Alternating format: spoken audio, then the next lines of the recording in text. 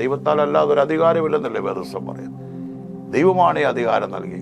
അതുകൊണ്ട് നമുക്ക് ഒന്ന് വിധേയപ്പെടുത്താണ് വിശ്വസ്തയോടെ നിന്നു.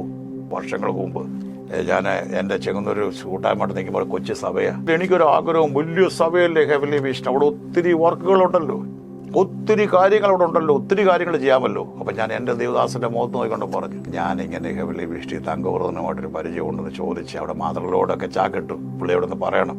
എന്നെ നടന്ന ആത്മീയ നേതൃത്വം തോമസ് പാസ്റ്റർ പറഞ്ഞു, ഷാജി അതിൻ്റെ ആവശ്യമുണ്ടോ? അല്ല പാസ്റ്റർ, ഒത്തിരി പ്രവർത്തനങ്ങൾ എനിക്ക് പേര് ചെയ്യണമെന്ന് അങ്ങ് ഭയങ്കര ആവേശത്തിൽ നിൽക്കുക. ഉടനെ പാസ്റ്റർ പറഞ്ഞു, ഷാജിയുടെ ഇഷ്ടമെന്ന് പറഞ്ഞു, കോണ്ടാക്ട് ചെയ്ത് സാരമില്ല, ഞാനും വേണേ തങ്കവ്രതനോട് പറയാമെന്ന് പറഞ്ഞു.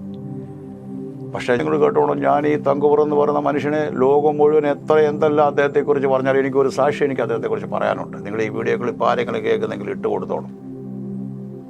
ഞാൻ അങ്ങനെ ഒരു അവസരം കിട്ടി, പുള്ളിയെ വിളിച്ചു. 2004 സംഭവമാണ്. നിങ്ങൾ മനസ്സിലാണ്, സഭ അന്ന് 10,000ങ്ങളിലേക്ക് വളർന്നുകൊണ്ടിരിക്കുന്ന സഭയാണ്. ഞാനിങ്ങനെ തങ്കൂറിനെ വിളിച്ചു. തങ്കൂറിനെ ഞാൻ ചെങ്ങന്നൂരുള്ള ആളാണ്, അറിയാമല്ലോ, അവിടുത്തെ അങ്ങയുടെ ഫാദറിലോ എൻ്റെ പിതാവിൻ്റെയൊക്കെ കൂട്ടുകാരനാണ്. ഞാനിങ്ങനെ വണ്ടിയെ ഞാൻ അമ്മാമ്മയും കൊണ്ടൊക്കെ അവിടെ വരുന്നത്. അന്നേ ഒരു കാറെ ഞാൻ അച്ഛനത് വയ്യാത്തവൻ ഞാൻ കൊണ്ടുവരുന്നുണ്ട്.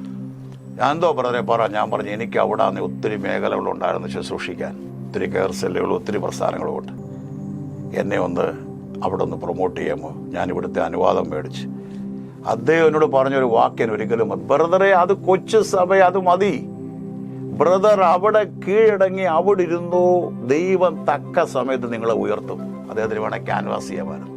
അന്ന് എനിക്ക് മനസ്സിലായി ഈ മനുഷ്യൻ്റെ മേൽ കിടക്കുന്ന ആത്മീയ അധികാരത്തിൻ്റെ ശക്തി എന്തുമാണ്. ഞാനിത് പിന്നെ പുള്ളിയോട് പറഞ്ഞിട്ടില്ല. അതുകൊണ്ട് ഹെവൻലി വിഷനിൽ ആരെങ്കിലും കേൾക്കുന്നെങ്കിൽ ഇത് കേൾപ്പിക്കണം. അദ്ദേഹം മറന്നുപോയി കാണും.